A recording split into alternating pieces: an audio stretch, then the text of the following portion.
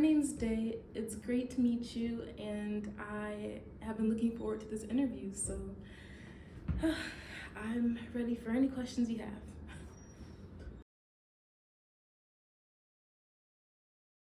My name is Day Watson. I spell that D-A-Y, like daytime, and then Watson, W-A-T-S-O-N.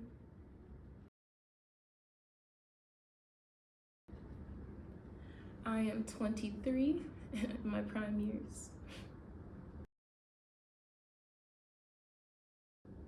I'm actually a visual artist. Well, I do lots of different types of art, but I would consider my current career to be an artist.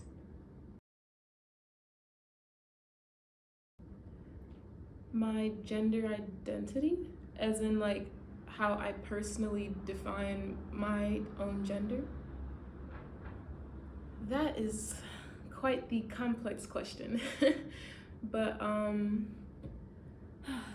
if I had to define how I see my gender, well, the term gender is quite a complex term, and I would love to talk about it.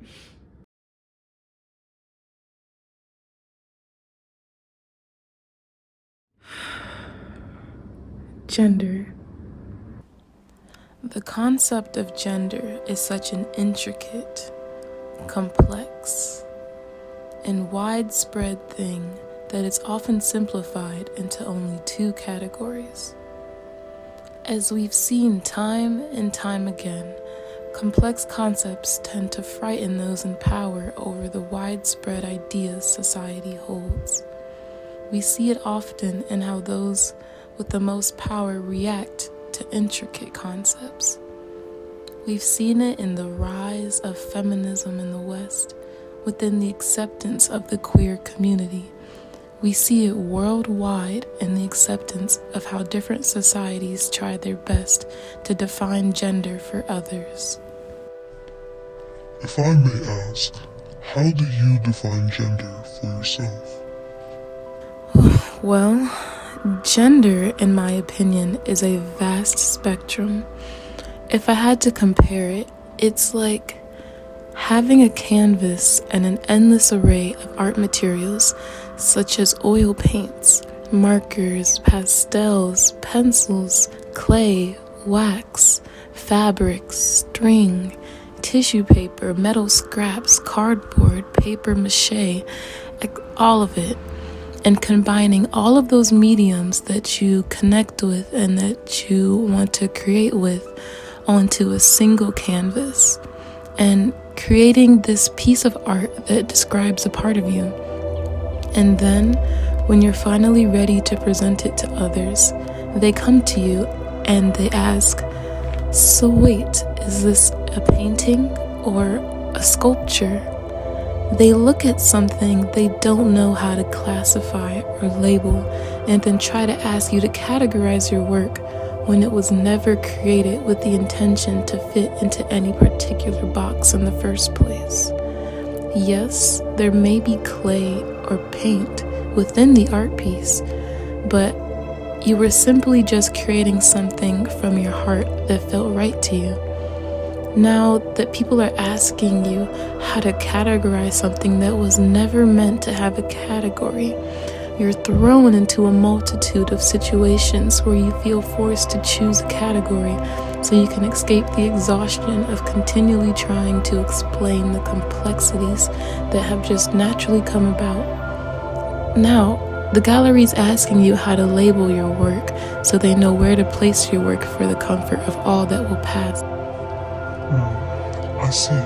That's quite an intriguing metaphor. Although it does help to clarify the internal struggle that labels may create for gender, can't labels also be helpful in terms of gender? In situations such as finding a like-minded community or finding a significant other the gender you're drawn to, finding a term to represent yourself by to others you meet, can't labels also help make life easier for others? Although labels can indeed be helpful in some situations, The main issue with relying on labels is that it holds an expectation with others on what experience they should expect from you as a person. It can change the way one treats you or even views you as a person. If I were to say I identify as male, for example, people who are just meeting me may have a set expectation of what my personality will consist of. They may have an expectation of how I dress or how they think I deserve to be treated. Maybe even down to what they expect for me to sound like or smell like. Although each society describes gender differently, they all still hold set expectations for those genders.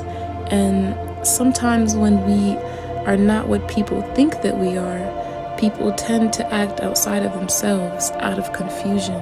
And that itself creates many issues of many varieties. I see. Then that brings another question for me. If labels help yet also destroy the sense of freedom that gender may give a person, in your opinion, do you think it's possible to define gender for yourself as intricately as you desire, and yet still survive in today's society? Personally, I think society will constantly try its best to socially coerce everyone to simplify themselves so that the general public can understand who you are with ease, so that they're comfortable when they come across you. How we naturally are as ourselves will never fully change, even if how we express ourselves don't match up with how the world sees us. Each individual is made of so many experiences, preferences, opinions, ideas, and inspirations that to even learn how we personally define ourselves takes so much time, thought, and reflection. We have to ask ourselves all of these important questions to eventually, one day, find a definition for ourselves that sounds fitting. Of course, there's parts of us that we naturally recognize without much reflection, but we're born as these complex beings who naturally see themselves differently than those around us. But because society enjoys the confines of comfort, we don't always have the energy to continually emphasize our own complexity to the world.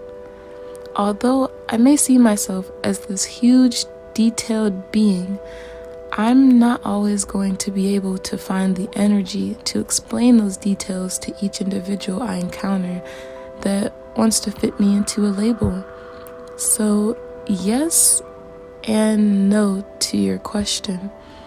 I think we have times where we feel we must accept the boxes we are being put into to go about life with ease. But at the end of the day, it's also about being able to stay grounded in your own self-definition of yourself and understanding that even though we may sometimes not fight against the labels we are being put in, it doesn't mean that we have to identify with those labels.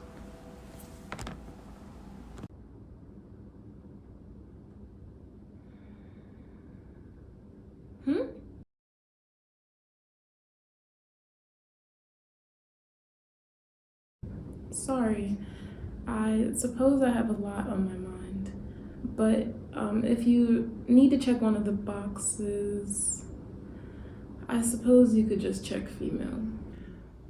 Okay, well, if it's all right with you, I will just check the female box for you then. Okay, on to the next question.